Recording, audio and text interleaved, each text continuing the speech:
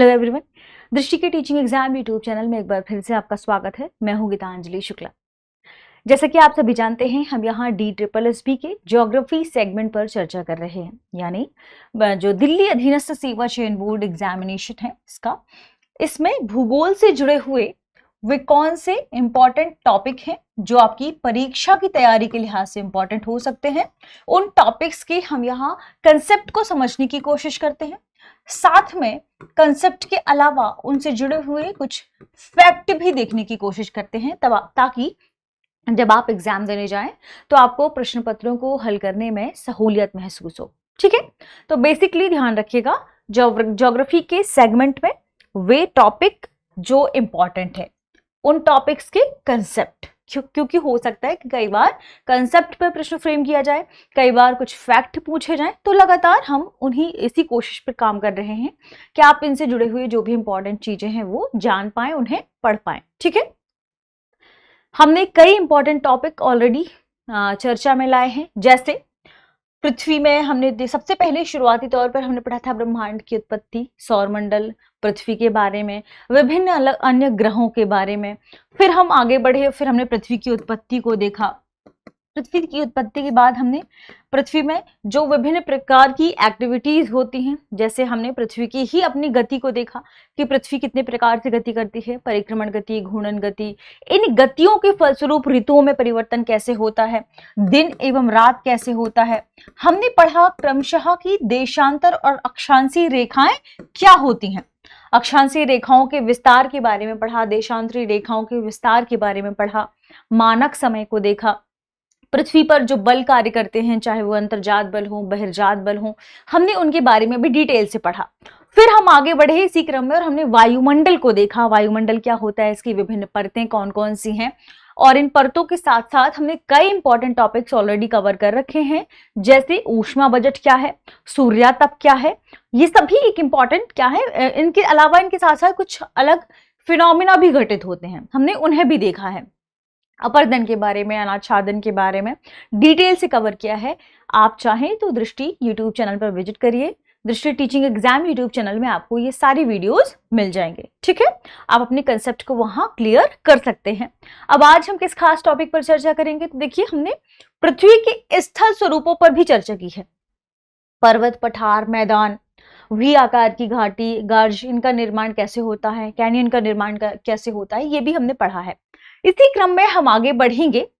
जैसे ही हमने अपर्दन, अनाच्छादन में ही अच्छे और अपर्दन को पढ़ा था, हमने देखा था कि कई प्रकार से ये प्रक्रियाएं घटित होती हैं, यानी अपर्दन के कई कारक हैं, जिसमें से एक है नदी, और नदियों के माध्यम से अपर्दन के फलस्वरूप कई रचनात्मक स्थल स्वरूपों का भी निर्माण होता है। उसमें से एक रचनात्मक स्थल स्वरूप है डेल्टा, और आज हम डेल्टा के बारे में ही पढ़ने वाले हैं कि आखिर डेल्टा क्या है। ठीक है, यानी अब यहां पर आप प्रश्न पूछ सकते हैं कि रचनात्मक स्थल स्वरूप मतलब क्या। तो नदी के प्रवाहित होने के क्रम में, जब नदी एक स्थान से दूसरे स्थान की ओर प्रवाहित होती है, बहती है, तो इस बहने के क्रम में, प्रवाहित होने के क्रम में कुछ रचनात्मक स्थल स्वरूपों का निर्माण वह करती है। जैसे जलोढ़ पंख का निर्माण करती है, ठीक है, जलोढ़ शंकु का निर्माण करती है, आगे बढ़ती है समतल मैदान का निर्माण करती है, और ऐसी प्रक्रिया में ही अंत में जो नदी की सबसे अंतिम स्थिति है या अंतिम अवस्था है, उस अवस्था में वह डेल्टा का निर्माण करती है। ठीक है, यानी वह स्थिति जब नदी प्रवाहित होने के साथ साथ समतल मैदान में प्रवाहित होने के साथ अंत में या अपनी अंतिम अवस्था में जाकर सागर या किसी अन्य सोर्स, समुद्र आदि से मिलती है, तो वह वहां पर डेल्टा का निर्माण करती है, यानी नदी की अंतिम अवस्था में डेल्टा का निर्माण होता है। ध्यान रखना है कि यह एक रचनात्मक स्थलाकृति है, यानी जब नदी का निक्षेप, नदी में जो अवसाद है वो बहकर आते हैं, बहकर आने के क्रम में अंत में इन पूरे अवसादों का निक्षेपण होता है। तो निक्षेपण के माध्यम से जो स्थलाकृति रचित हुई, जो स्थलाकृति बनी, जिनकी रचना हुई, उन्हें ही रचनात्मक स्थलाकृति कहते हैं और इनमें जलोढ़ पंख, जलोढ़ शंकु, समतल मैदान के अलावा डेल्टा भी शामिल है। ठीक है, और डेल्टा का निर्माण नदी की अंतिम अवस्था में होता है, ये आपको ध्यान रखना है, ये बेसिक और एक इंपॉर्टेंट फैक्ट है। क्यों? क्योंकि नदी की 3 अवस्थाएं हैं जो अमूमन या सामान्य तौर पर स्वीकार की गई हैं। एक तो युवावस्था, प्रौढ़ावस्था और अंत में वृद्धावस्था। ठीक है, और अंतिम स्थिति की बात की जाए तो लास्ट में जाकर जब नदी समुद्र या सागर में मिलती है, सागर में जाकर समाहित होती है, उससे पहले डेल्टा का फॉर्मेशन होता है। ठीक है, अब यहां पर एक प्रश्न यह भी पूछा जा सकता है कि इसे डेल्टा क्यों कहते हैं? क्योंकि नदी से जो अवसाद बहकर आए या जिन अवसादों का निक्षेपण हुआ, निक्षेपण के फलस्वरूप डेल्टा, जो ग्रीक भाषा का यह अक्षर है, ग्रीक अक्षर, ध्यान रखिएगा डेल्टा, इस डेल्टा जो अक्षर है इसके जैसे आकृति बनती है, तो इसके जैसे आकार दिखने की वजह से ही इसका नाम क्या हो गया? डेल्टा हो गया। ठीक है, तो इस अक्षर के बारे में पूछा जाए तो यह ग्रीक अक्षर है, ध्यान रखिएगा। ठीक है, और इस ग्रीक अक्षर की समान आकृति होने की वजह से ही डेल्टा को डेल्टा कहा जाता है, या नदी के इस अंतिम अवस्था को जहां पर अवसादों का निक्षेपण होता है उसे डेल्टा कहा जाता है। ठीक है, डेल्टा के लिए यदि आपसे डेफिनेशन पूछी जाती है तो आपको क्या ध्यान रखना है? डेल्टा नदी के अंतिम भाग का वह समतल मैदान है। डेल्टा नदी के अंतिम भाग का वह समतल मैदान है।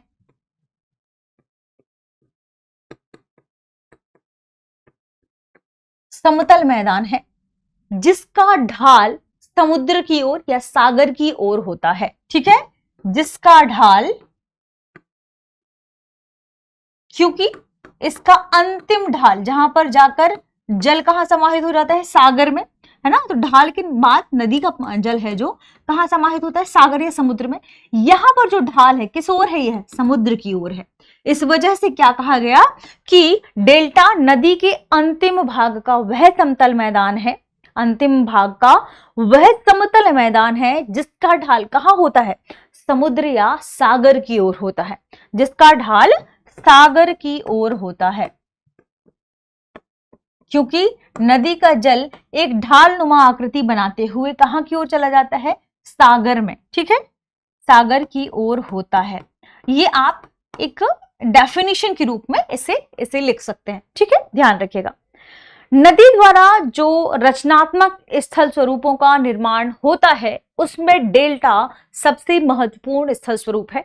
ठीक है, विश्व भर में कई बड़ी नदियां हैं जिनके डेल्टा का जो जाकर डेल्टा का निर्माण करती हैं। यहां पर जो अवसाद है, ये ध्यान रखें कि जब डेल्टा का फॉर्मेशन होता है तो डेल्टा कई बड़े आकार के भी हो सकते हैं और छोटे आकार के भी हो सकते हैं। विश्व भर में कई ऐसी बड़ी नदियां हैं जो बड़े बड़े डेल्टा का निर्माण करती हैं। भारत में एक डेल्टा बहुत फेमस है, ठीक है, जो 2 देशों, भारत के अलावा एक और देश तक विस्तारित है। आपको बताना है उस डेल्टा का नाम क्या है। यदि मैं उस डेल्टा का नाम लूं तो आपको यह बताना है कि वह किस अन्य देश के साथ विस्तारित है, जैसे सुंदरबन डेल्टा। अब आपको कमेंट में बताना है कि सुंदरबन डेल्टा किन नदियों के अवसादों के निक्षेपण के फलस्वरूप बना है। ठीक है, इसकी जो ऑफिशियल चौड़ाई है वह कितनी है, और साथ में आपको यह बताना है कि यह किन देशों तक विस्तारित है। ठीक है, चलिए, भारत में राज्य यदि पूछा जाए तो आपको वह भी पता होना चाहिए कि किन नदियों के निक्षेपण के, नदियों के अवसादों के निक्षेपण के फलस्वरूप उसका बना है और किस राज्य में वह भारत में अधिक विस्तारित है। ठीक है, चलिए आगे बढ़ते हैं और डेल्टा के बारे में ही कुछ अन्य तथ्यों को जानने की कोशिश करते हैं।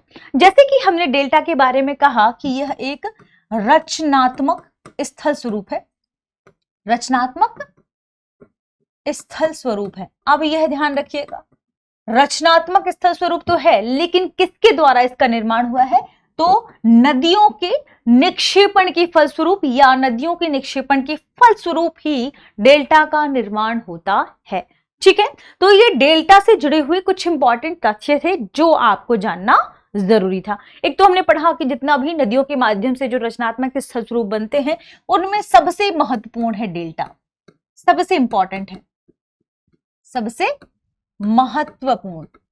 जरूरी है इसके बारे में पढ़ना, इसके बारे में समझना, क्योंकि कई इंपॉर्टेंट नदियां हैं जिनका डेल्टा बनता है और उस पर भी प्रश्न फ्रेम किए जाते हैं, क्योंकि यहाँ अवसादों के इकट्ठे होने की वजह से वह पूरा क्षेत्र और भी इंपॉर्टेंट हो जाता है। ठीक है, तो ये था एक छोटा सा फॉर्मल इंट्रोडक्शन डेल्टा के बारे में।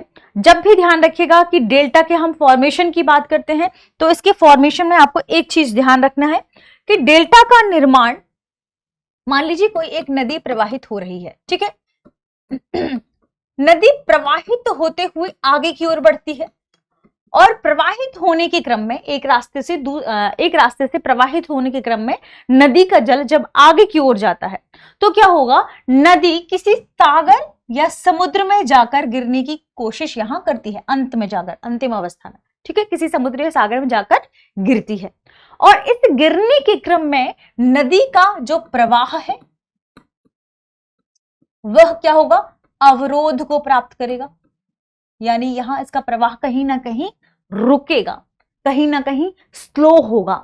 यानी आप क्या कह सकते हैं कि इसके प्रवाह में अवरोध उत्पन्न होगा। जब डेल्टा बनता है उसकी उस प्रोसेस की बात हम कर रहे हैं, नदी प्रवाहित होते हुए किसी समुद्र या सागर में मिलती है, इस क्रम में या समुद्र या सागर में गिरती है, इस क्रम में उसके प्रवाह में अवरोध उत्पन्न होता है, उसका वेग निहायत मंद हो जाता है, या आप कह सकते हैं कि उसके वेग में कमी आती है और इस वेग में कमी आने के फलस्वरूप ही नदियों के जो अवसाद हैं, नदियों का जो अवसाद है वह निक्षेपित होने लगता है और जहां पर ये अवसाद निक्षेपित होते हैं वहीं पर डेल्टा का निर्माण होता है। ठीक है, ध्यान रखिएगा, ये डेल्टा इतने बड़े भी हो सकते हैं कि कई हजार वर्ग किलोमीटर, ध्यान रखें, कई हजार वर्ग किलोमीटर तक विस्तारित हो सकते हैं और कई बार कुछ किलोमीटर तक, कुछ मीटर तक भी विस्तारित हो सकते हैं। यानी जो डेल्टा है उनका आकार बहुत छोटा भी हो सकता है और डेल्टा का आकार बहुत बड़ा भी हो सकता है। ठीक है, अब डेल्टा शब्द की बात करें तो हमने देखा ग्रीक अक्षर डेल्टा की आकृति होने की वजह से, कुछ ऐसी आकृति के फॉर्मेशन की वजह से उसे हम डेल्टा कहते हैं, जो कि एक ग्रीक अक्षर से लिया गया है इसका नाम। अब यहां अगर आपसे पूछा जाए कि सबसे पहले डेल्टा शब्द का प्रयोग किसने किया था, तो आपको ध्यान रखना होगा कि डेल्टा शब्द का प्रयोग सबसे पहले हेरोडोटस ने किया था। ये इंपॉर्टेंट इसलिए भी है क्योंकि कई बार हो सकता है प्रश्न ये पूछ लिया जाए। ठीक है, तो हेरोडोटस द्वारा सबसे पहले डेल्टा शब्द का प्रयोग किया गया। इन्होंने कहां पर और कब इसका प्रयोग किया, तो ध्यान रखना है कि नील नदी कहां पर है, ये आपको कमेंट सेक्शन में बताना है। अगर यदि आप ज्योग्राफी पढ़ रहे हैं तो आपको पता होना चाहिए कि नील नदी कहां पर है, नील नदी का डेल्टा कहां बनता है, नील नदी किन दो नदियों के मिलने से बनती है और इसका जो विस्तार है कहां से कहां तक है। एक छोटी सी जानकारी ध्यान रखें, यह अफ्रीका की प्रमुख नदियों में से एक है। आप ये भी कह सकते हैं कि अफ्रीका में एक प्रमुख नदी है। ठीक है, नील नदी के डेल्टा की यदि हम बात करें तो नील नदी अफ्रीका में, ठीक है, पूर्व हिस्से से, अफ्रीका के पूर्वी हिस्से से प्रवाहित होकर कुछ इस तरीके से ऊपर की ओर जाती है। अब आप मुझे बताइएगा कि वह अपने डेल्टा का निर्माण कहां करती है। इसके लिए आपको मैप देखना होगा। अगर आप मैप देखेंगे तो आपकी प्रैक्टिस बेहतर होगी ज्योग्राफी को लेकर। ठीक है, ध्यान रखें। अगर आपसे पूछा जाए कि डेल्टा का सर्वप्रथम प्रयोग किसने किया था, तो हेरोडोटस द्वारा इसका सबसे पहले प्रयोग किया गया इस शब्द का। और नील नदी के मुहाने पर, नील नदी के, इसे आप नोट कर लीजिएगा, नील नदी के मुहाने पर जो नील नदी अवसाद लेकर निक्षेपित कर रही होती है, वहां पर जो अवसाद से निक्षेपित आकृति बनती है उसके लिए सबसे पहले हेरोडोटस ने शब्द का प्रयोग किया था। तो ध्यान रखिएगा, नील नदी के मुहाने पर हुए जो निक्षेपात्मक निक्षेपात्मक स्थल स्वरूप का निर्माण हुआ, स्थल स्वरूप का निर्माण हुआ था, उसके लिए ही उन्होंने सबसे पहले डेल्टा शब्द का प्रयोग किया था। ठीक है, सबसे पहले डेल्टा शब्द का प्रयोग इन्होंने ही किया था, और ये कहां किया था? नील नदी के मुहाने पर हुए निक्षेपात्मक स्थल स्वरूप के लिए। ठीक है, तो ये एक इंपॉर्टेंट फैक्ट है, ये भी ध्यान रखिएगा। नील नदी के बारे में जो मैंने आपसे कहा, आपको कमेंट सेक्शन में बताना है कहां पर किन किन देशों से होकर गुजरती है। हमने कॉन्टिनेंट के बारे में चर्चा कर ही ली, अफ्रीका से जुड़ी हुई है। कहां पर जाकर डेल्टा का फॉर्मेशन करती है ये भी आपको बताना है, क्योंकि वह रीजन बहुत इंपॉर्टेंट है जहां पर नील नदी का डेल्टा बनता है। ठीक है, तो ये तो इंपॉर्टेंट कुछ इंफॉर्मेशन थी डेल्टा के बारे में जो हमने जानने की कोशिश की। ध्यान रखिएगा कि बाद में नदियां जाकर लास्ट में जो अवसादों के बाद स्थलाकृतियों का निर्माण कर रही है, अंत में समतल मैदान के अंत में जहां पर सागर की ओर ढाल बनाकर, उसे हम डेल्टा कहते हैं। ठीक है, तो ये डेल्टा का फॉर्मेशन कैसे हो रहा है? नदियों के जो अवसाद है उनके निक्षेपण के फलस्वरूप हो रहा है। ठीक है, ध्यान रखिएगा। कभी कभी हमने बात की कि डेल्टा का विस्तार कई हजार किलोमीटर, कई हजार वर्ग किलोमीटर तक हो सकता है, कई बार ये छोटे छोटे भी हो सकते हैं।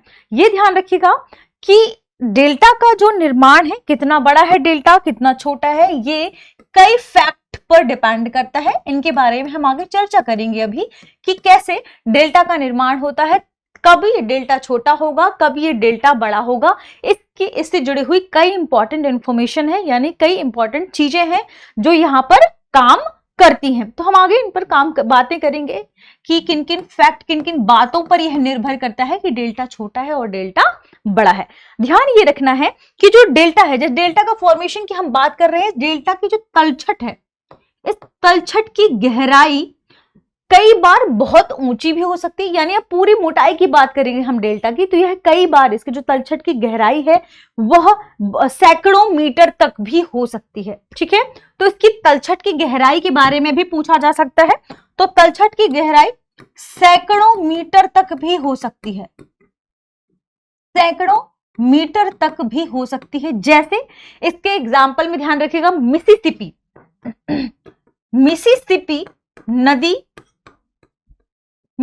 नदी में का जो डेल्टा बनता है, उसकी तलछट की यदि हम बात करें, ये ध्यान रखें, तलछट मतलब कितनी नीचे तक यह डेल्टा गया है। ठीक है, ध्यान रखिएगा। यदि बात की जाए कि इसका सैकड़ों मीटर तक हो सकता है, ठीक है, तो जो मिसिसिपी नदी की डेल्टा की मोटाई है वह लगभग 2000 मीटर तक है। तो ध्यान रखिएगा, ये अपने आप में एक इंपॉर्टेंट इंफॉर्मेशन है, इंपॉर्टेंट फैक्ट है। हो सकता है ये आपसे प्रश्न पूछ लिया जाए। 2000 माफ कीजिए, मीटर नहीं, फीट। ठीक है, फीट, 2000 फीट तक यह है। ठीक है, ये इंपॉर्टेंट इंफॉर्मेशन थी, आप इसे ध्यान रखें, नोट कर लें। ठीक है, ये ध्यान रखिएगा कि जो डेल्टा की बात हमने की, ये डेल्टा की आकृतियां कई प्रकार की होती हैं। कई बार ये आपको धनुषाकार का भी मिल जाएगा, कई बार ये आपको चापाकार का भी मिल जाएगा, और कई बार ये पक्षियों के पंखों की तरह की आकृति का भी मिल जाएगा, पक्षियों के पंखों की आकृति का भी मिल जाएगा। तो डेल्टा कई आकार के बनते हैं, कई स्थलाकृतियां, मतलब कई प्रकार की इनकी आकृतियां होती हैं। इन्हें भी हम आगे पढ़ेंगे कि डेल्टा की आकृतियां कौन कौन सी हैं। जैसे हम धनुषाकार की बात कर रहे हैं, चापाकार की बात कर रहे हैं, पक्षियों के पैरों के समान या पंखों के समान हम बात कर रहे हैं। ध्यान रखें, पक्षी के पैरों के समान।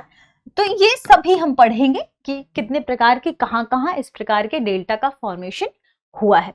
डेल्टा कई हजार किलोमीटर तक हो सकते हैं, कुछ डेल्टा चौड़े होंगे, कुछ डेल्टा सकरे होंगे, कुछ की ऊंचाई ज्यादा होगी, कुछ की ऊंचाई कम होगी। तो ये सभी चीजें हम समझेंगे, जानेंगे, कितने लंबे हैं यह भी देखेंगे हमारे अगले एपिसोड में। आज तो था कि एक छोटा सा इंट्रोडक्शन हम देख लें डेल्टा के बारे में कि आखिर होता क्या है, इसका निर्माण कैसे होता है। जब आपको यह पता होगा कि डेल्टा क्या है, कैसे फॉर्मेशन हुआ है, कैसे इसका निर्माण होता है, तब आप चीजें आसानी से आगे समझ पाएंगे। ठीक है, तो मिलते हैं हमारी अगली क्लास में। तब तक आप सभी पढ़ते रहें, रिवीजन करते रहें। शुक्रिया।